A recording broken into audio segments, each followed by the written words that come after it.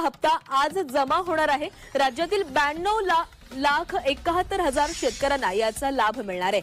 देशातील 9,70,00,000 शेतकऱ्यांच्या खात्यामध्ये 20,500 कोटी रुपये जमा।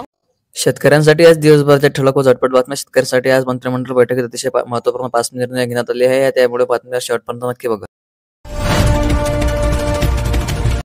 महाराष्ट्र, गोवा आणि दमण दीव या केंद्रशासित प्रदेशातील खासदारांनी आमदारांविरुद्ध एकूण 478 खटले विविध टप्प्यांवर प्रलंबित असल्याचे उच्च न्यायालयाने शुक्रवारी दखल घेतली। तसेच ते जलदगतीने निकाली काढण्यासाठी कालमर्यादा निश्चित केली।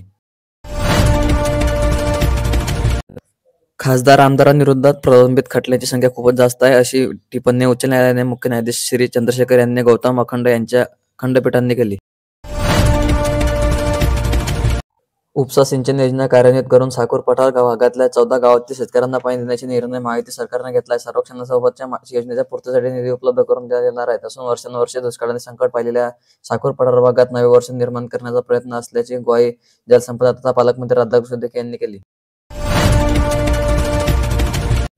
स्थानिक स्वराज्य संस्थांच्या निवडणुकीसाठी काही ठिकाणी दोन्ही राष्ट्रवादी काँग्रेस एकत्र आले असेल तरी ते एकत्र आले असे नाही, तर ती निवडणुकीसाठी झालेली आघाडी आहे, असे मत पालकमंत्री चंद्रकांत पाटील यांनी शुक्रवारी पत्रकारांशी बोलताना सांगितले। बिहारमध्ये एनडीएला प्रचंड बहुमत मिळाले आहे। याबद्दल भाजपचा कार्यकर्ता व सामान्य माणूस मला निश्चित आनंद झाला आहे। पंतप्रधान नरेंद्र मोदी सामान्य नागरिकांशी जोडले गेल्याने हे यश मिळाले आहे।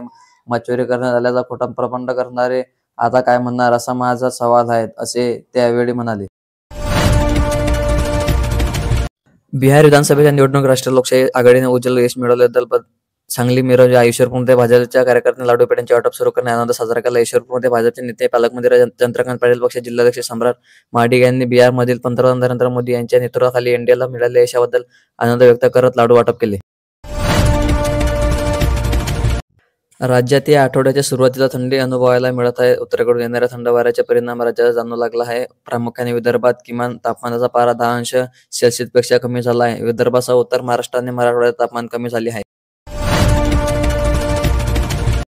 राज्यातील सुवर्ण बाजारपेठेत शुक्रवारी 24 कॅरेट सोन्याच्या दरात प्रति 10 ग्रॅम 2800 तर चांदीत प्रति किलो 7,000पेक्षा अधिक दरवाढ नोंदवली गेली होती। शुक्रवारी सकाळी बाजारपेठेत उघडताच पुन्हा दोन्ही धातूंच्या दरात मोठा बदल झाल्याचे दिसून येत आहे। अशाच प्रकारच्या महत्त्वपूर्ण बातम्या जाणून घेण्यासाठी आपल्या चॅनलला सबस्क्राईब करायला विसरू नका आणि हा व्हिडिओ जास्तीत जास्त लोकांपर्यंत शेअर करा। तोपर्यंत धन्यवाद।